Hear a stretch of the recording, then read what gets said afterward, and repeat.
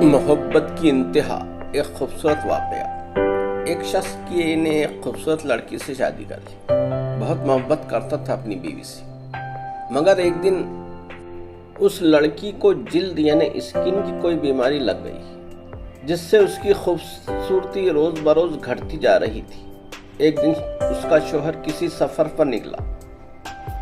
वापस आते हुए उसे हादसा पेश आया, जिसमें उसकी दोनों आँखें जाती रही।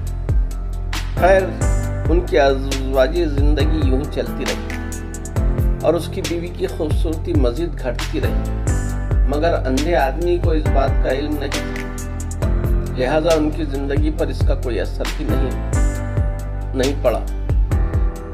दोनों एक दूसरे को पहले की तरह चाहते थे और एक दूसरे का ख्याल रखते थे। खुदा का करना ऐसा हुआ कि एक दिन उस लड़की का इंतकाल हो गया।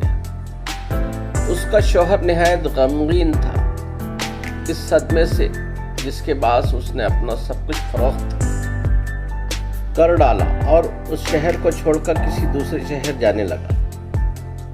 जाते हुए एक शख्स ने पीछे से आवाज़ दी और कहने लगा, अकेले कैसे जाओगे?